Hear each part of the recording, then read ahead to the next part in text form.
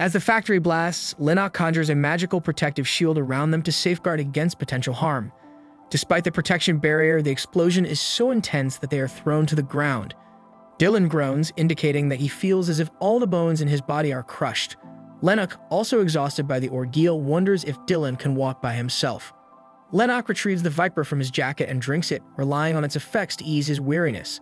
Dylan notices and asks if it's a physical strengthening stimulant. Lennox confirms, and Dylan expresses his concern about the severe side effects such stimulants are known for.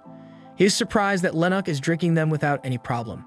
Lennox doesn't respond to Dylan's concerns and remarks that their task is probably a success. He shares his thoughts with Dylan, noting that he initially expected a battle between humans and a monster but considers Dylan to be quite tough himself.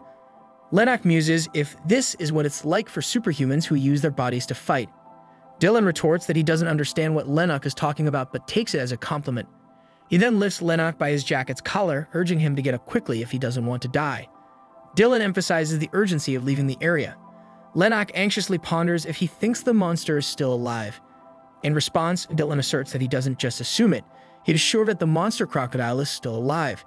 He asks Lennox if he isn't aware of who the older man is. Surprised by Lennox's lack of knowledge about the creature, Dylan expresses disbelief, questioning if Lennox has been secluded in the mountains or somewhere else to be unaware of the crocodile's identity. Dylan reveals that the crocodile is Kroen from Pandemonium. On the other hand, the crocodile emerges from the fiery wreckage of the factory, which is still engulfed in flames, referring to Dylan and Lennox as rats and vowing that he will kill them.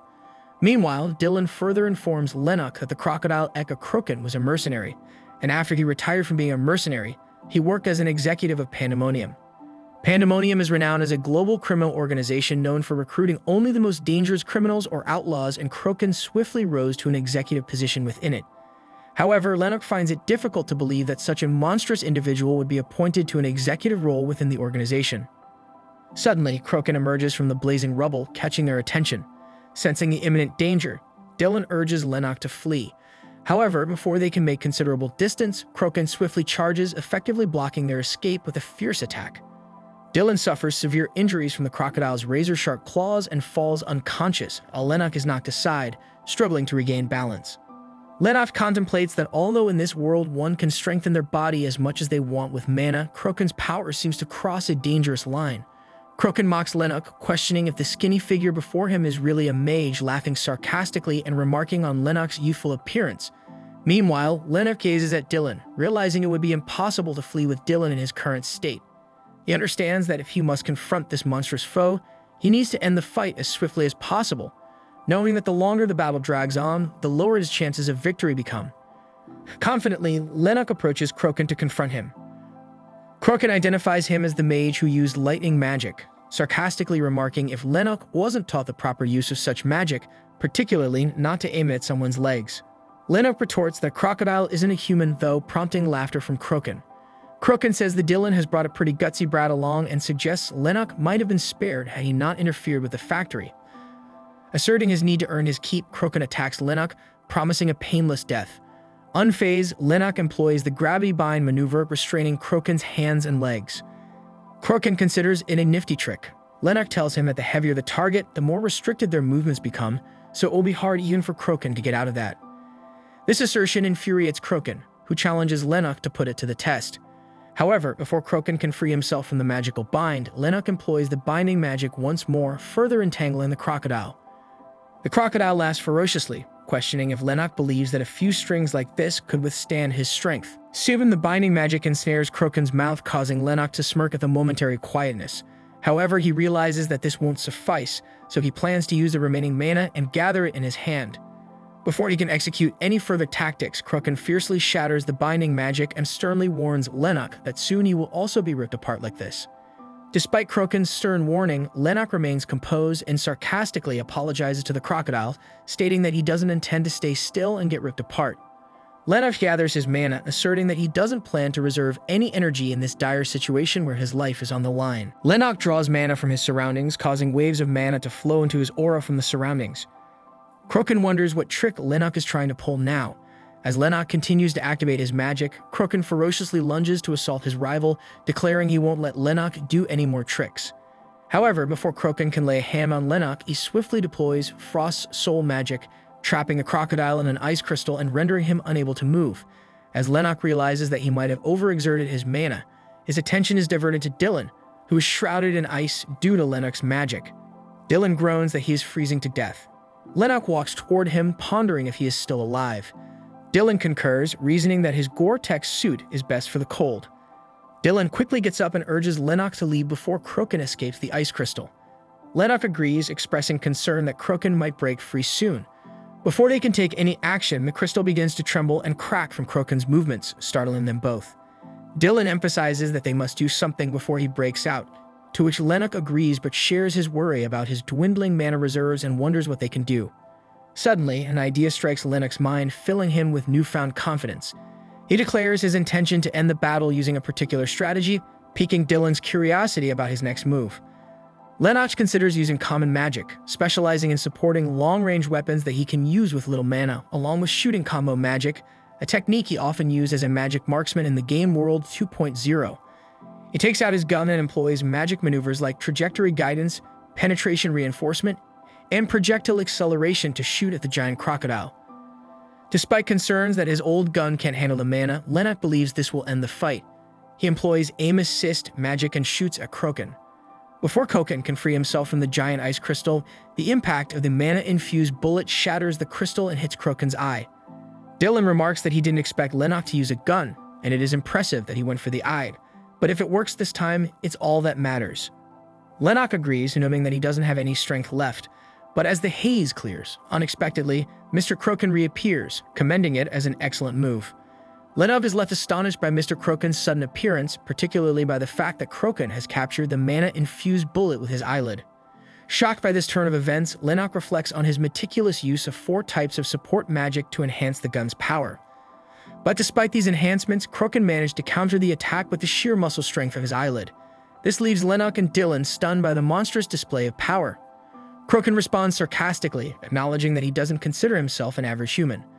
Unperturbed, Kroen casually removed the bullet from his eyelid, mentioning that it stings a bit and has caused a small amount of bleeding, but it doesn't affect him much. Lennox attempts to draw mana, but he realizes that he has none left. Sensing the impending danger, he quickly grabs the Dyke's laser cutter as his only hope. Meanwhile, Dylan retrieves his dagger, preparing to confront the crocodile. Kroen reminds them of his earlier promise to grant them a painless death, but quickly reneges on that statement and lunges to assault them. Witnessing Kroen's rage, Lennox contemplates if this is how he will meet his end. The forceful blow generates an immense explosion, scattering their gadgets and shattering the protective barrier that Lennox had conjured. Despite the devastation, Lennox is astounded to find himself still alive.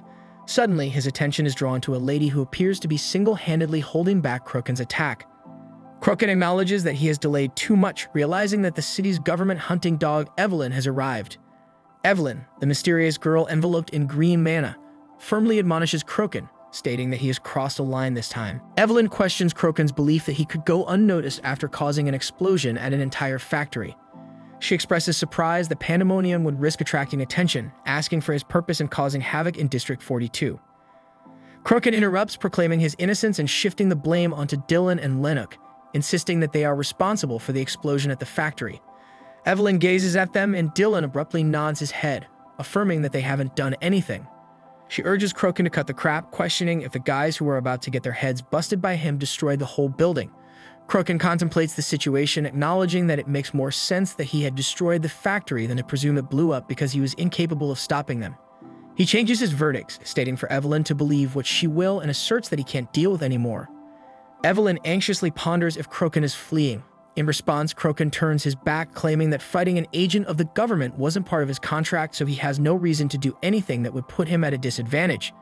Meanwhile, Lennox is taken aback by the sudden turn of events, finding it hard to comprehend that the monster is evading confrontation, which sparks his curiosity about the lady's power compared to Kroen. As the crocodile departs, Evelyn shifts her attention to Dylan and Lennox, inquiring about their well-being. Dylan bows his head in gratitude, thanking her for intervening, while Lennox assures her that they're all right and expresses gratitude for her timely intervention that saved them. She takes off her mask, responding that they don't have to thank her because as a government employee, she has to protect them. Lennox is taken aback as he sees her face, realizing she is the lady he met at the green grocer stall. Evelyn offers assistance to help Lennox stand, but he barely manages to stand on his own. She expresses a feeling of familiarity, mentioning that it seems like she's seen him before, but Lennox denies any prior acquaintance, stating he doesn't recall such an encounter. Lennox contemplates that he didn't think she was ordinary, but he didn't expect her to be a government elite either. He recalls that she wasn't lying when she said she makes a lot of money. On the other hand, Evelyn expresses skepticism, indicating that he can't be the same person she encountered, as his mana pattern is too different. Lennox recalls when she remarked that he has unique mana and questions what a mage like him is doing in this place.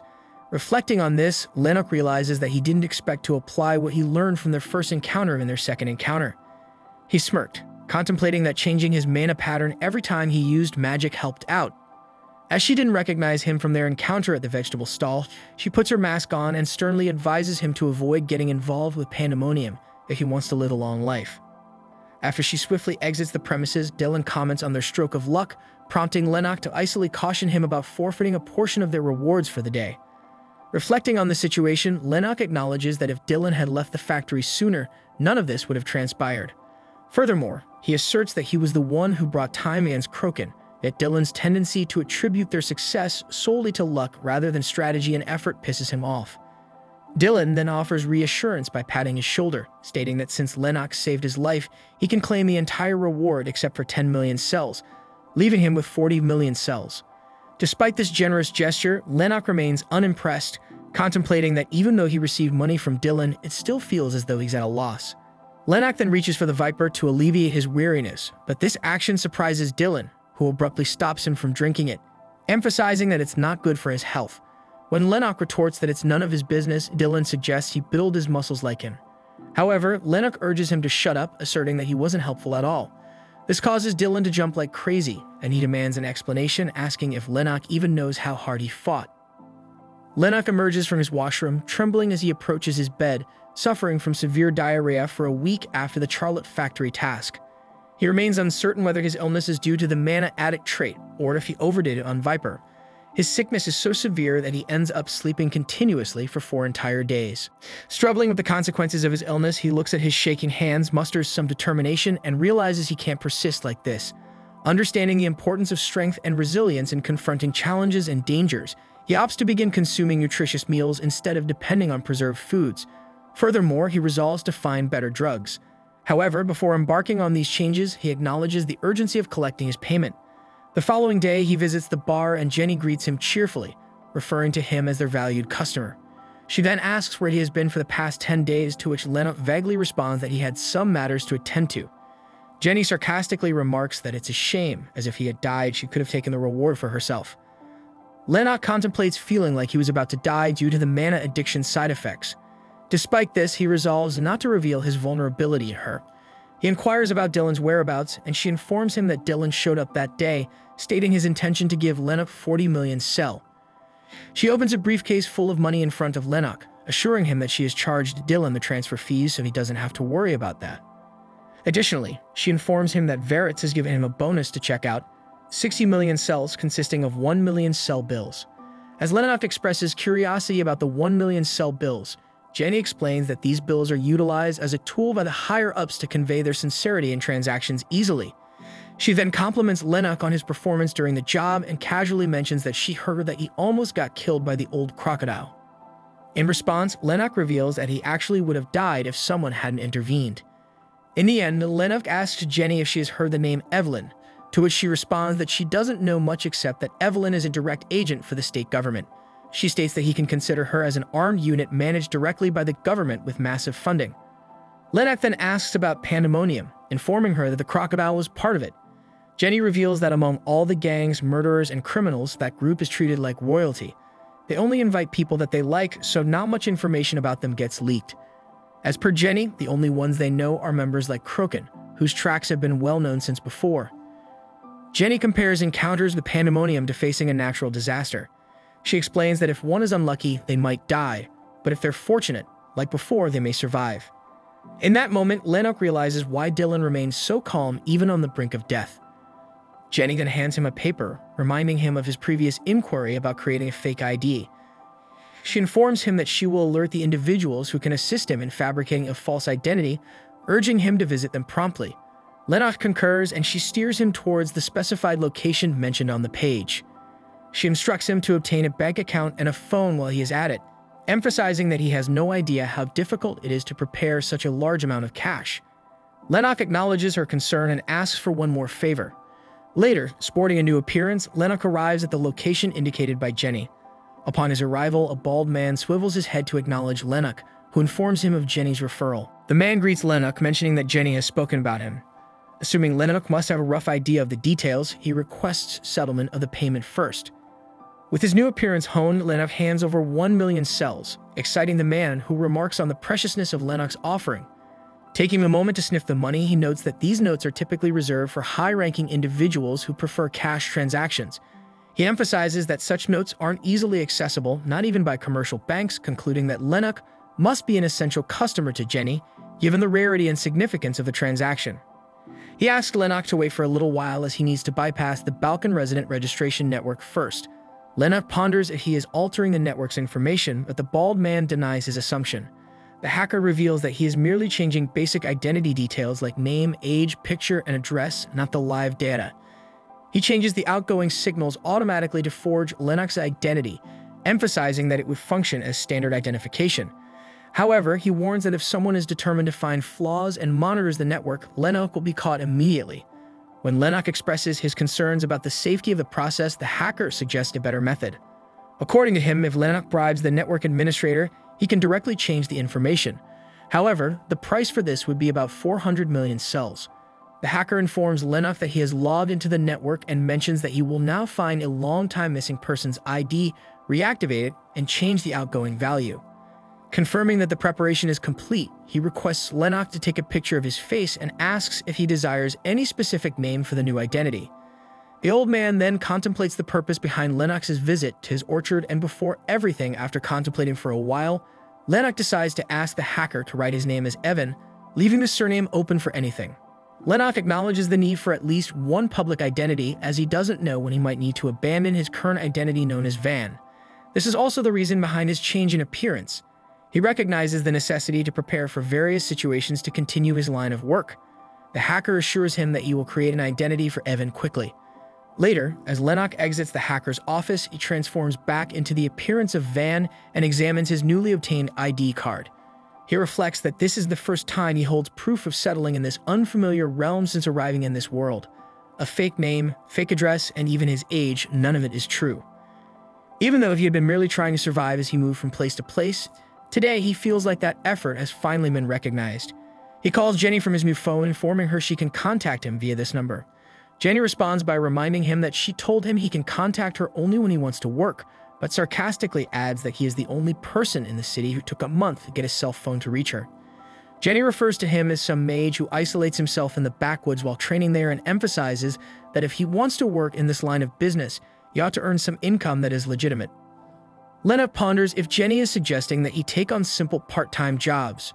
Jenny agrees, explaining that if an unemployed citizen's bank account starts receiving unknown income, it will raise suspicion. And if Lennox keeps accepting work here, the money he earns will also increase. She emphasizes that he should start considering this now. Lennox contemplates that while he hasn't committed to continuing working with Jenny, until he understands more about how the city operates, it wouldn't be a bad idea to pursue the work that Jenny recommends. Jenny further reveals that the rumors about him must have spread quite far due to the recent incident, suggesting that someone might even specifically request him for their tasks. According to her, regardless, the reward will be significantly higher based on his competency, so he should look forward to that. With that, she ends the call. On the contrary, as Lennox strolls along the roads, he ponders that even if Jenny's demeanor becomes more amiable, it's alright to collaborate with her. However, he's not entirely inclined to trust her. He is certain that she has heard from Dylan about his ability to use ice magic, but she still hasn't mentioned it. He reflects that their conversations only revolve around things that each of them needs. He remembers when he asked her for another favor, inquiring if she knew where he could buy Viper. Jenny holds the Viper in her hand, expressing she has a little knowledge about the substance, but remarks on Lennox's choice of cheap goods, which startles him. She asserts that continuing to use such cheap substances will undoubtedly harm his body with their side effects. Retrieving a pen and paper, she promises to provide details about a Viper expert operating in the 30s district. While jotting down the address, she emphasizes that she doesn't know if he has been to the 30s district, and mentions that the ambience and atmosphere there might notably contrast with their current location in the 40s district. It's an area where facilities requiring ample space such as amusement parks, resorts, ports, or industrial complexes are gathered. Jenny hands him the paper, directing him to the location in District 31. In the present moment, he examines the paper provided by Jenny, reminiscing that her responses were solely based on his inquiries as she didn't ask or talk about anything else.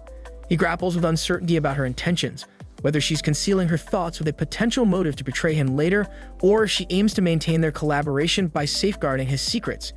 He asserts that he will only ascertain her true intentions if they both disclose all their intentions and plans openly. Nevertheless, he's determined to take the initiative rather than passively waiting for clarification. Lennox hails a taxi to head toward District 31 to meet the expert who sells vipers in a botanical garden. As he arrives, he contemplates that since Jenny has introduced this place to him, he should go in his van. Utilizing his magical abilities, he morphs his appearance into van and steps into the botanical garden, which looks nothing less than a tourist spot. Lennox observes the vast expanse of the place, which resembles a massive jungle, and takes a moment to enjoy the umbrella-like flowers suspended in the atmosphere. He is surprised that such a heavenly place exists in Balkan. He spots an entryway and wonders if it leads to the location Jenny mentioned. Upon entering, he observes various botanists passionately guiding curious individuals about the diverse plants in the garden. Amidst this, he notices a small door that resonates with the description he's been given, recognizing it as the door he's seeking. He ventures through it and discovers a staircase. Descending the stairs, he finds a door in a narrow alley. Although it appears slightly distinct, the faint aroma of the Viper solution confirms his suspicions. Convinced he's found the right place, he pushes open the door, which emits a distinct green mana. Lennox discovers a solitary figure in the peculiar laboratory who ponders his identity. Lennox informs him that Jenny has introduced this place to him, and the older man considers if he is referring to the brat who sells alcohol in District 49. With a peculiar hollow eye emanating a green mana, the older man finds it strange and remarks that he has never given her permission to introduce customers to him, which startles Lennox. Yet with a gentle smile, the Viper expert assures Lennox that he's not affluent enough to be picky about customers. He affirms that as long as he receives payment from his customers, he's content to serve them.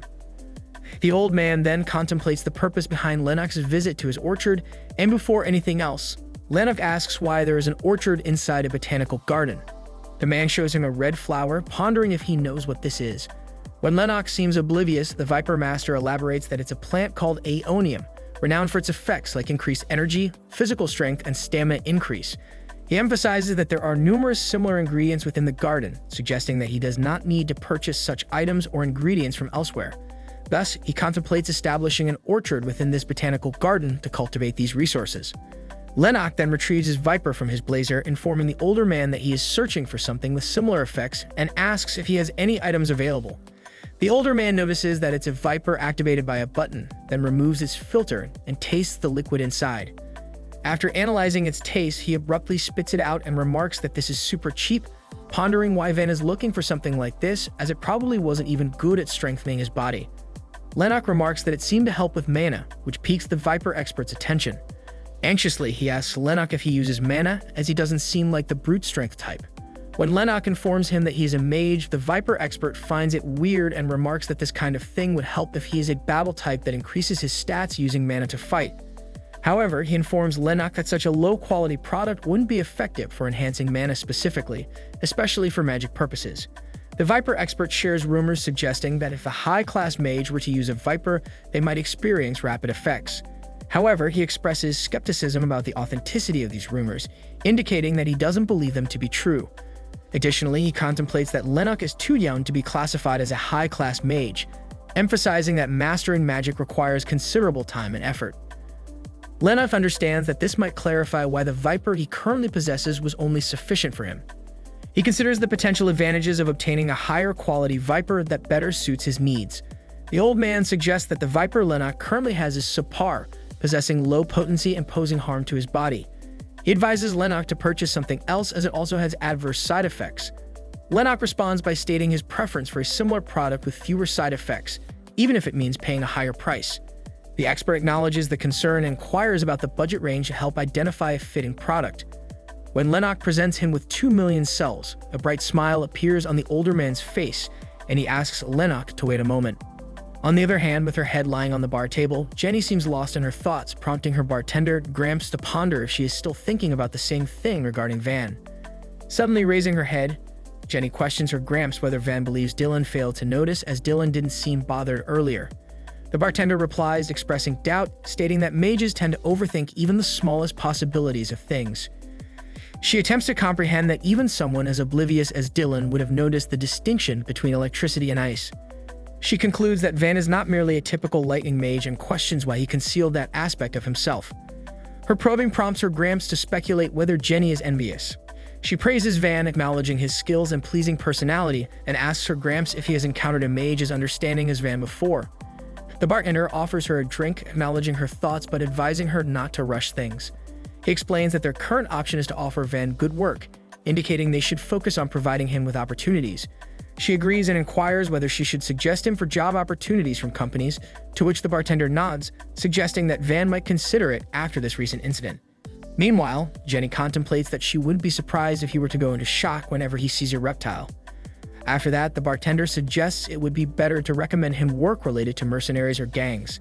However, Jenny abruptly turns on her laptop, expressing her disinterest in gangs and asserts that she'll look for mercenary jobs, considering them preferable.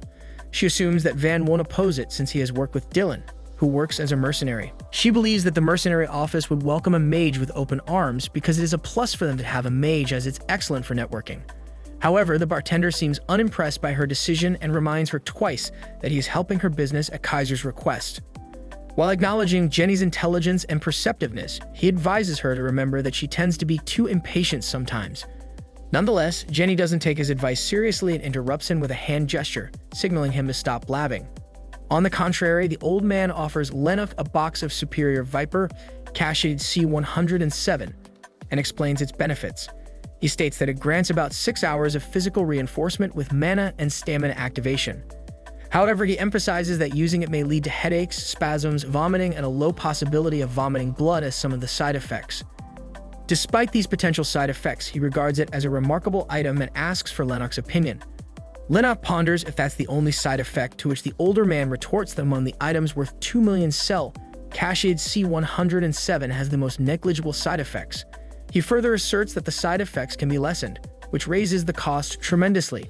The old man emphasizes that he doesn't sell less than 10 at once, so Lennox must keep that in mind as well. Lennox closely examines the new Viper and notices it has a different filter.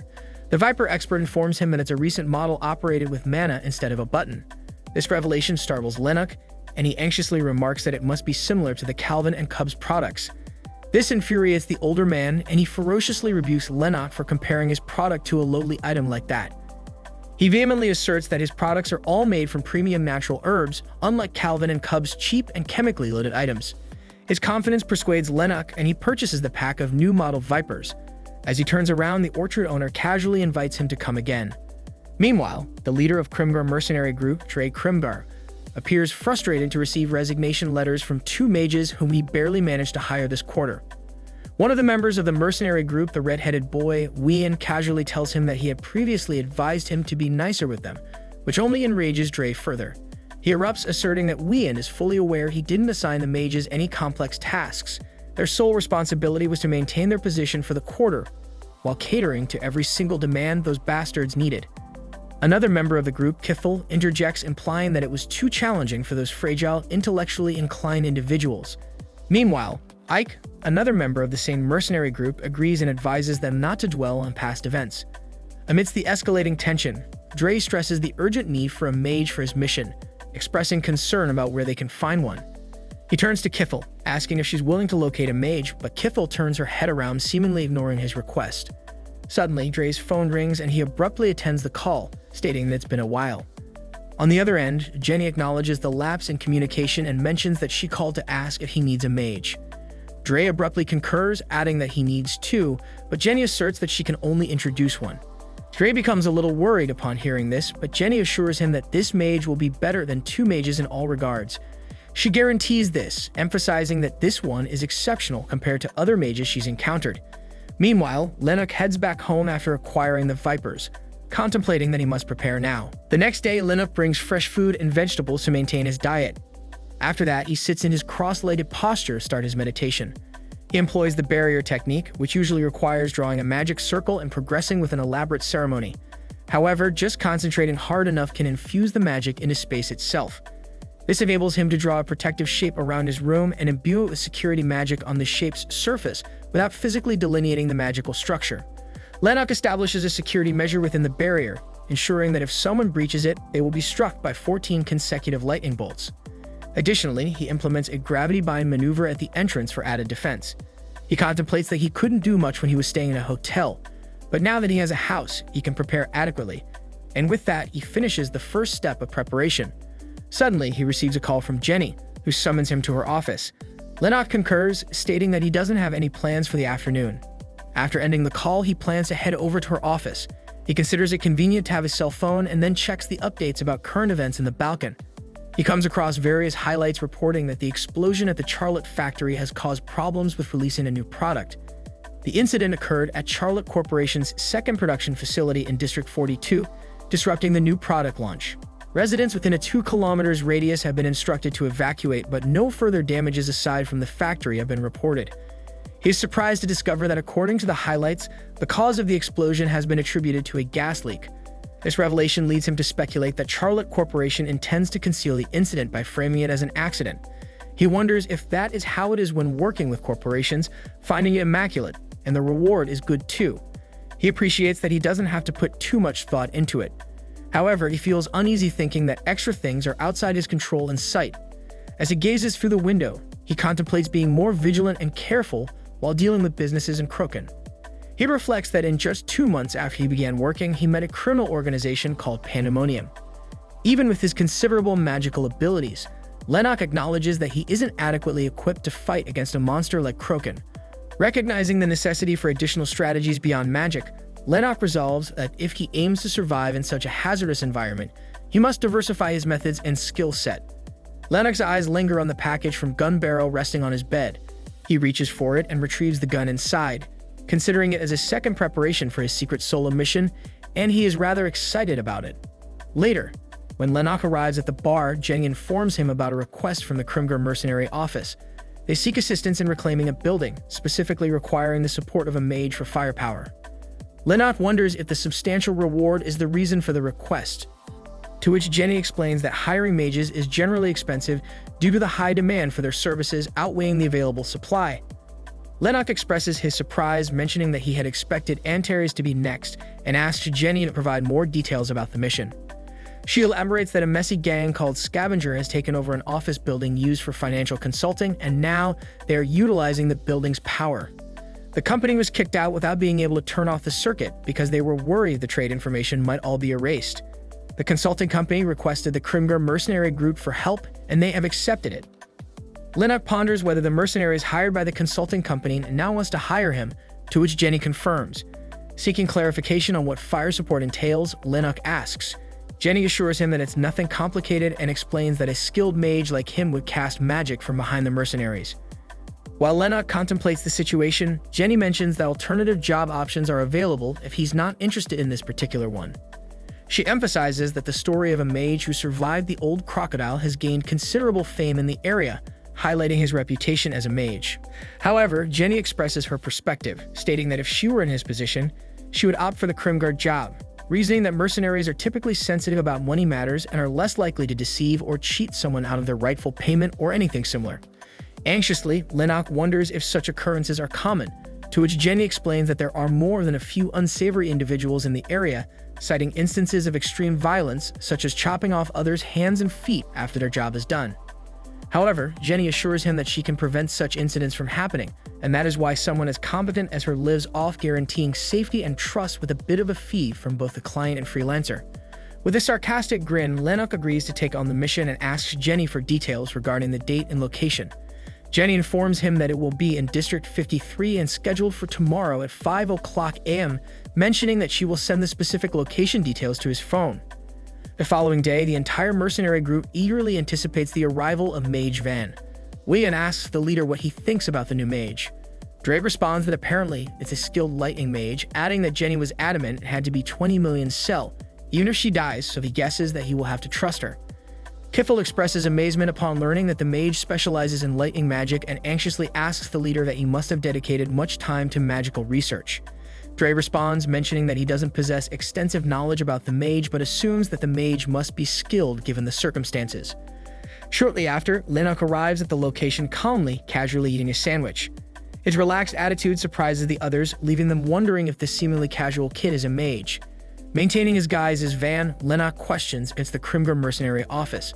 Dre inquires if he is Mage Van, to which Lennox confirms and comments that he presumes he's in the correct location. Observing Lennox casually munching on a sandwich, Kithel strides forward with frustration and demands to know what he's doing just before the mission. Lennox remains composed and tells her that he's having dinner, commenting if she's blind. He reflects that he must eat on time for his health, although this paprika sandwich tastes terrible. Enraged, Kithel steps forward to argue, but Dre intervenes. He informs Lennox that they paid 20 million sel to enlist his services, expressing hope that there won't be any conflict or harm between them during the operation. Lennox simply nods in acknowledgement, replying that he will do his best. Dre then remarks that since the mage is here, they should proceed with the final briefing. He gestures for Lennox to follow and leads him inside. He initiates a holographic presentation displaying the layout and details of their target building, stating that he will go over it quickly since they have already done this before. Dre briefs that their final goal is normalizing the third floor's power server. According to Dre, there are two routes to the third floor, the elevator and the stairs. Both are guarded by armed forces from three branches of the scavengers. Dre assures his team that while scavengers aren't tricky opponents, they consist of mana users, so they cannot let their guard down. He assigns Unit 2, led by Wien, to access the third floor and remove the occupants of the power production facility, ensuring the server's safety. Dre and Ike will lead Unit 3 to clear the first floor, while Kithel will lead Unit 1 to enter through the second floor window and direct the scavengers towards the stairs. After that, Unit 2 will come down and Unit 2 and 3 will go up and repeat the same process. After Dre presents the detailed plan, everyone confirms their understanding and readiness to execute the strategy. Meanwhile, Lennox contemplates Dre's fast but coherent and calm communication style, considering him a born leader. Dre instructs Lennox to initiate the most attacks initially and then follow Unit 3 as support from behind. With that, Dre concludes the briefing and urges everyone to take their positions and get ready. The mercenary team becomes determined and selects suitable weapons, gearing up for the mission ahead. Lennox contemplates that in a world where one can use mana to reinforce the body, the coexistence of long and short weapons is not that strange. According to him, everyone in this field knows that there are moments where a miracle like magic is necessary even with conventional methods, and that's why everyone is desperate for a mage. Later, as they besiege the heavily guarded target building, Dre discreetly observes the situation and approaches Lennox. He expresses his concern that it's improbable, but their rivals might have hired a mage. Dre requests Lennox to inform him if he notices anything unusual or suspicious related to this matter. Lennox concurs, and suddenly his attention is diverted to a wire that is invisible to others. He notices that the wire-like material is connected to the security guards stationed at their target building and wonders if it's a visual substitute material made of mana. He discerns that someone is trying to find out how many of them there are, but he is confident that he can locate the opponent's mage by following this vision strand with calculated precision. Lennox seizes the elusive strand discreetly, channeling his mana through this conduit and evading detection by the vigilant enemy security. Simultaneously, the opposing mage, attuned to the nuances of the situation, begins to sense a disturbance. With a sardonic grin, Lennox swiftly pinpoints the elusive mage. Deploying his formidable mana prowess, he initiates a devastating assault, disrupting the opponent mage's magical activation. Lennox's manipulation triggers a potent rebound effect, seizing the enemy mage by the neck with overwhelming force. As the force tightens its grip, a torrent of blood gushes forth from the opponent mage, the sheer intensity causing them to lose consciousness and collapse.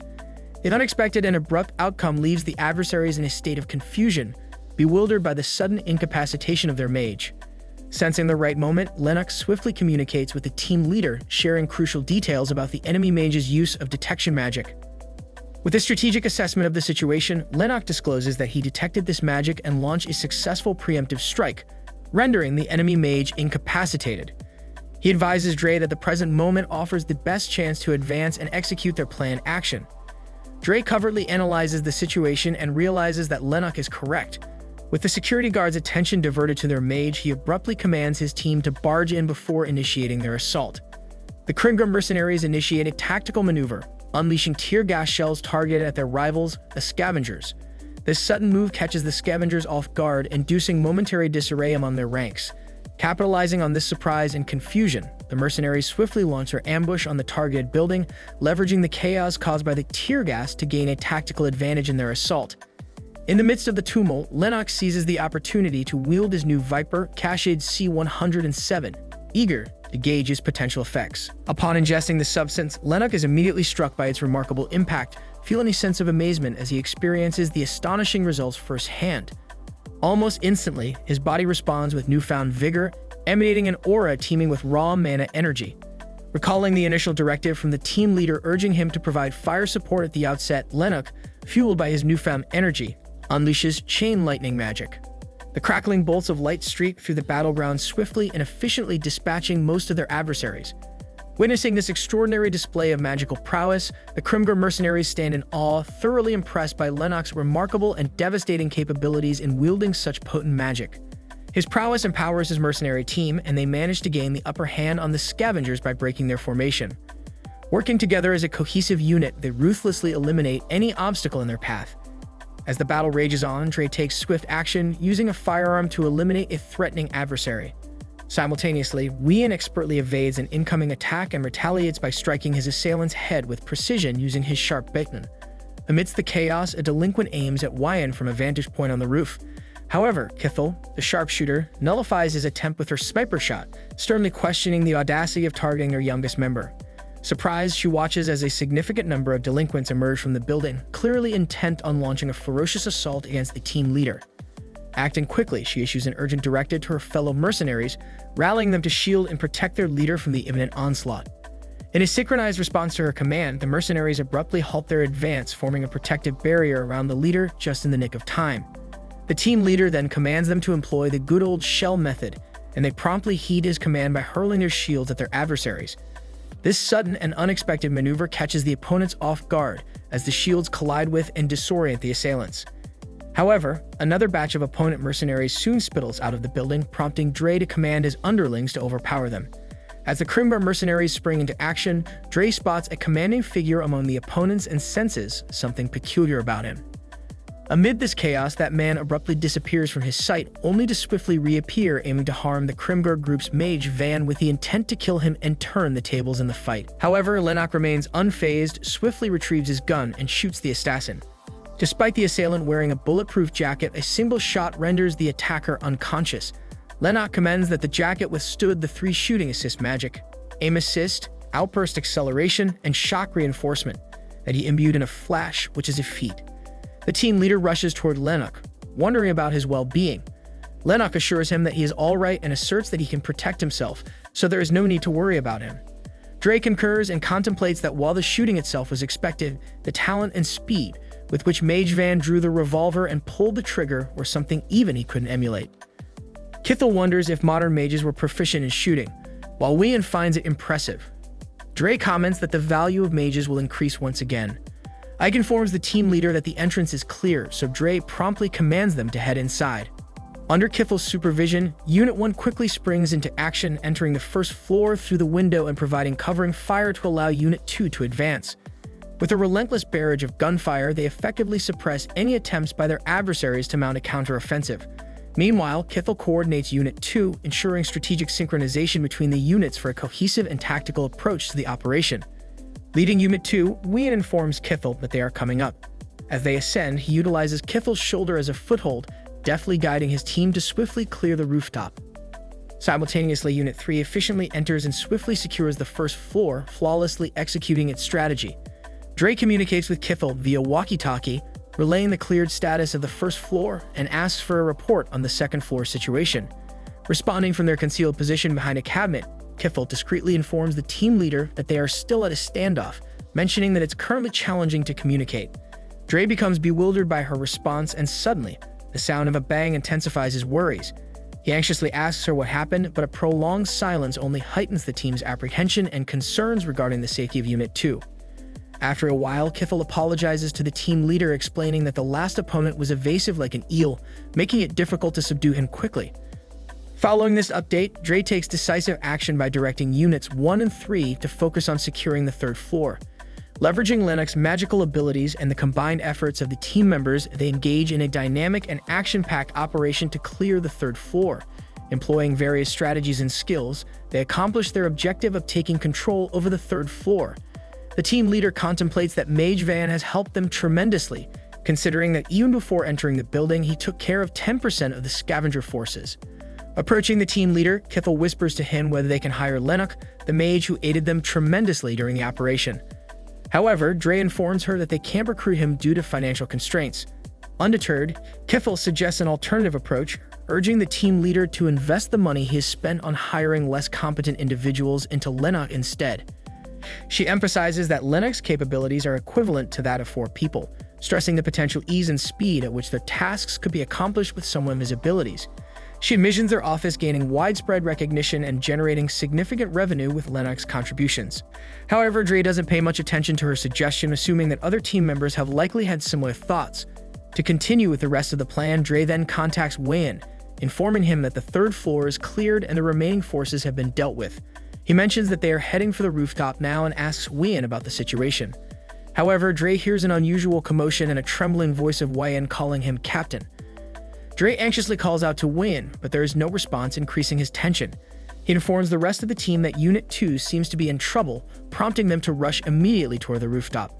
As everyone swiftly ascends the stairs, Lennox, feeling extremely drained, finds it hard to keep pace with the rest of the team. Upon finally reaching the rooftop, a shocking sight unfolds before them. The entire members of Unit 2 are severely injured and incapacitated, lying motionless in a state of distress. This unexpected and distressing scene leaves the team stunned and deeply concerned for the well-being of their comrades. Dre urgently instructs the active members to administer regeneration potions to all the injured, pouring the tonic over their wounds. He contemplates that while it's expensive, it's a small price to pay compared to his team's lives. Amid this urgent care, Wayne apologizes to the team leader for what he perceives as a failure in clearing the rooftop. However, Dre swiftly dismisses Wayne's self-doubt, reassuring him that he performed admirably. Meanwhile, Lena carefully analyzes the situation, pondering the circumstances surrounding the serious injuries sustained by everyone in Unit 2, including Wayne. Yet miraculously, they avoided immediate fatalities. He recognizes the likelihood of such survival unless they had undergone rigorous and thorough training. So Lennox wonders why an individual with such exceptional skills would perpetrate this act and then hastily flee the scene. After contemplating for a while, he steps ahead, claiming that the perpetrator is still in their vicinity, which catches everyone's attention. Taken aback by his revelation, Dre requests Mage Van to take care of Wayne and commands his underlings to move the injured while the rest stay on guard. Soon they act upon his command and Dre vehemently demands the perpetrator's whereabouts. Meanwhile, the assassin, sitting on a pole of another building, sarcastically remarks that he did expect some guests, but not this early. Dre abruptly brandishes his gun at the assassin, expressing outrage at the audacity of injuring his team members and callously watching them suffer. The cold-blooded assassin questions if they know how much money went into this plan, revealing that all 3 branches of the scavengers scraped up cash they didn't have.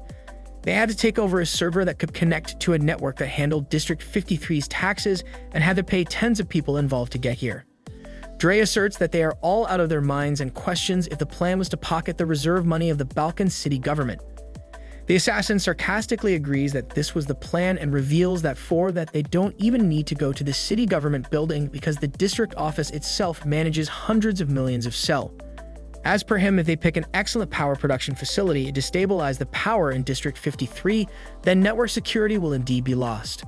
He questions if it is really that bad to use loopholes that this rotten establishment created. Dre remarks that it doesn't seem plausible for a retired military individual to engage in such activities. The assassin chuckles and responds, mentioning that it has been 3 years since he left the front lines and he thought he appeared like any regular civilian now. He concedes that he might have been mistaken. Dre retorts that someone with that level of bloodlust couldn't be just an ordinary criminal. The assassin retorts, suggesting that Dre might be more informed than necessary and sarcastically asks if he comes from a similar background. Dre dismisses any moral considerations, stating that he's only concerned with business and doesn't care about the scavengers' actions. To him, it's just business as usual.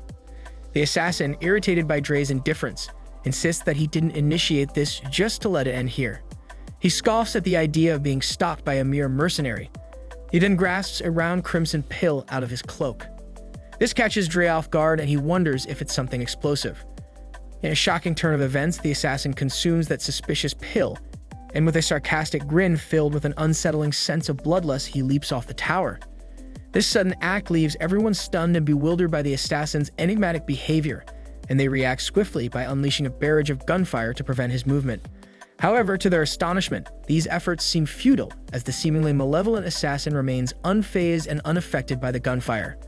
Their eyes widen in shock as the assassin's appearance undergoes a terrifying transformation, his once human countenance contorting into a monstrous visage. From him emanates a dark and menacing aura, hinting at the ominous power now at his command.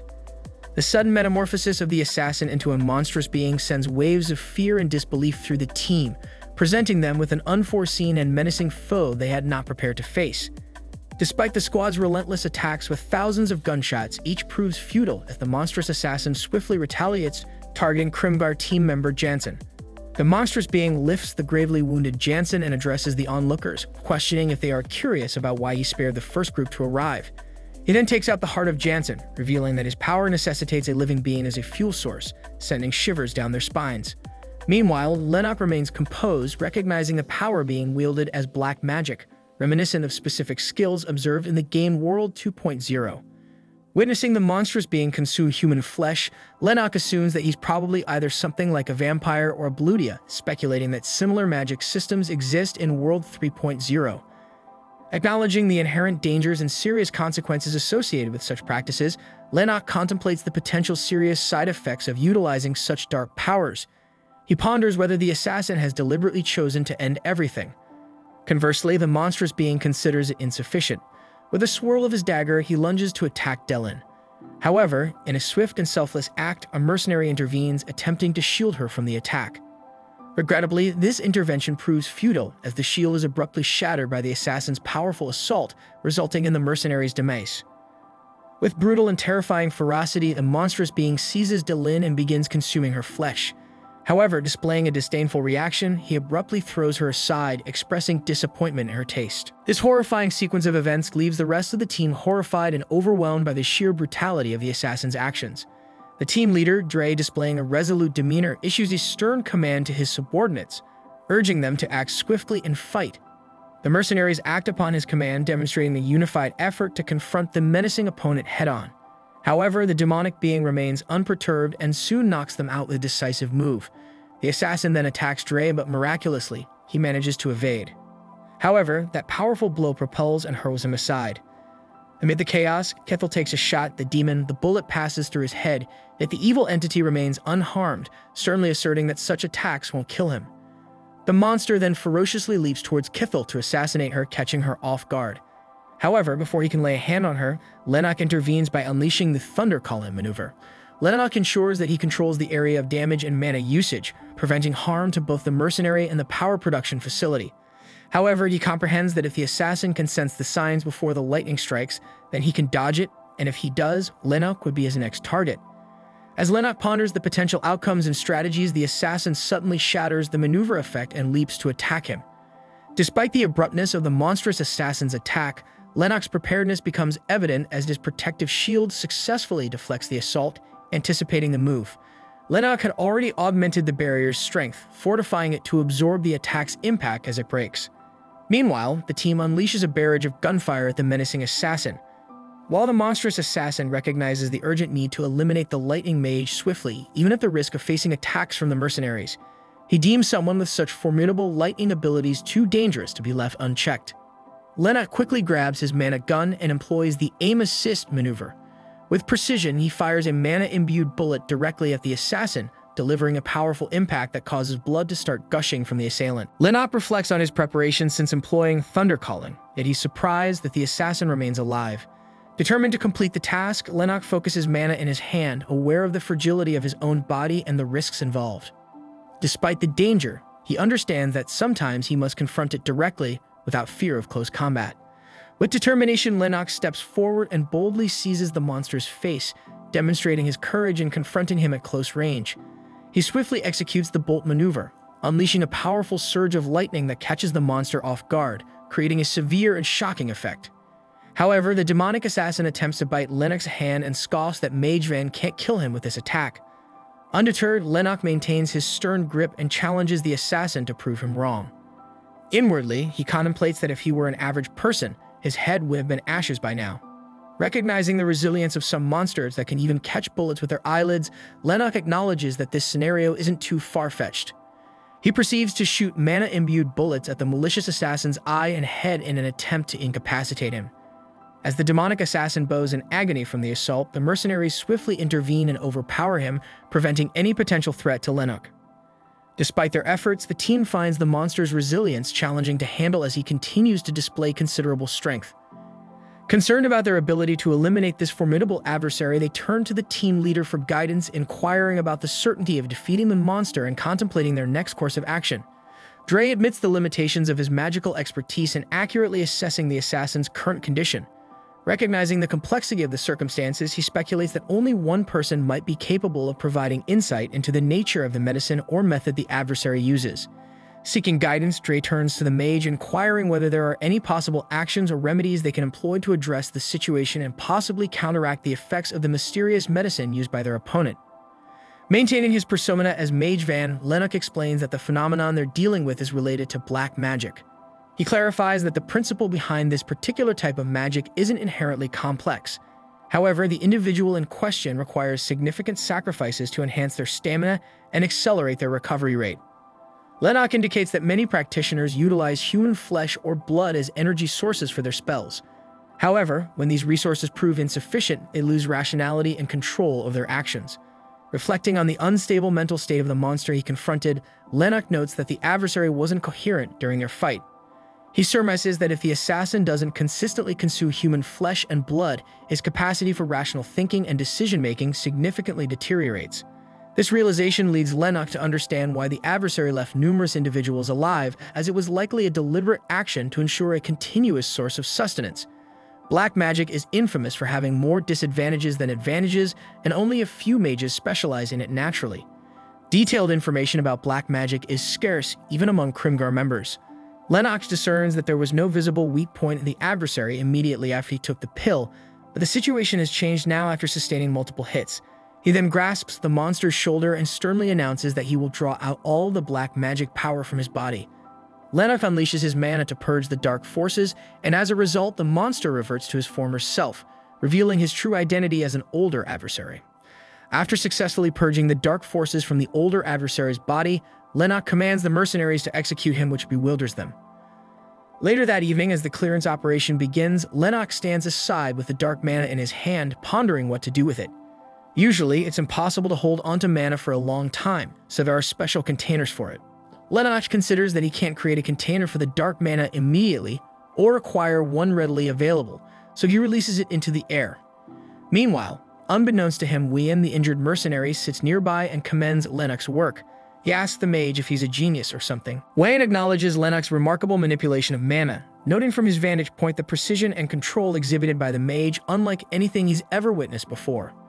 Wayne admits that witnessing the mage's mastery over mana has made him keenly aware of the limitations of his own mana abilities, leaving him feeling inadequate by comparison.